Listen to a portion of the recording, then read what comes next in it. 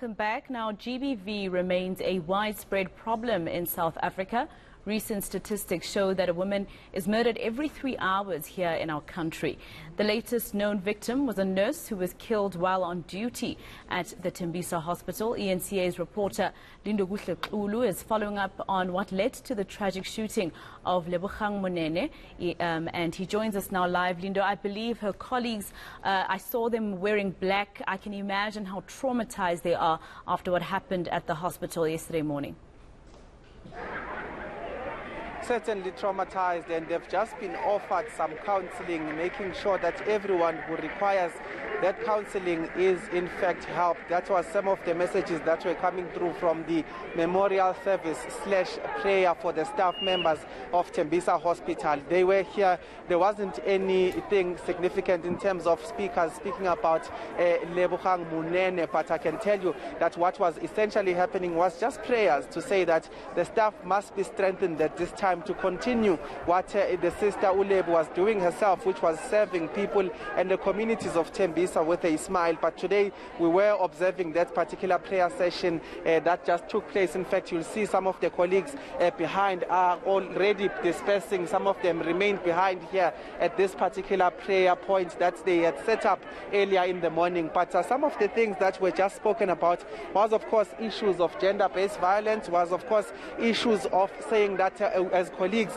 while they are giving the care to some of the patients that would be walking through to these particular facilities, they're saying that the staff themselves must in fact give support to each other. Those are some of the messages that we've been hearing throughout the morning. But we know, Maseko, if I can just revisit very quickly, what happened was that there was a police officer who was said to have accessed the hospital facilities. We understand at this stage that that particular police officer was an ex of the nurse, and when he got inside with that vehicle, blue lights, he in fact shot her and then turned the gun to himself. He is in critical condition, but we do understand that from the family's point of view, they do believe that this was an act of gender-based violence. They do believe that in fact Lebu had broken up with the alleged suspect, and that is why this issue has then played out in the manner in which it played out. So for now, what we are expecting in the next few minutes, Maseko, I've just gotten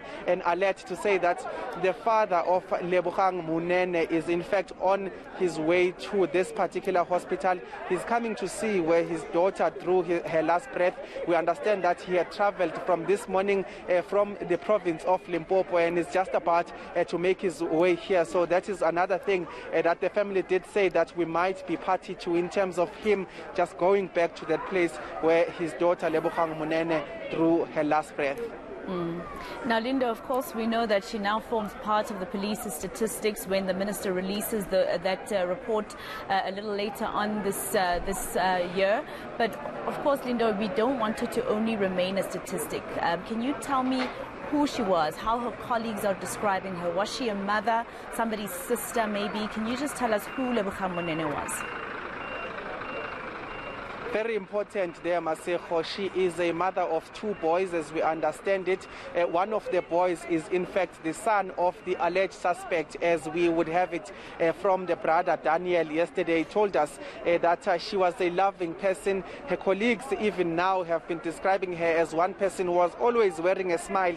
In fact, something to take a note of here at Tembisa Hospital. You'd find that many of the staff are wearing what seems like a pin that is written, "I serve with a smile." So the people that we've been speaking to are saying that she embodied exactly that, serving people with a smile. But more than anything, Maseko, I think the most painful thing was to find out that she's a mother of 2, so leaving 2 boys behind. But more than anything, the family and the staff are unanimous in saying that she was just a kind-hearted person that really didn't deserve what happened to her. Today, what we will be doing, of course, is sort of a fact-finding mission around the type of person she was. I see there are some colleagues that have been put aside for us to actually give us that picture and paint for us that picture of what type of person she was. So for today, the mission is not about a tragedy that happened, but it is about uncovering the face behind this particular tragedy and telling the world, really, if not the nation, just who is lost here in terms of what may be seen as a statistic.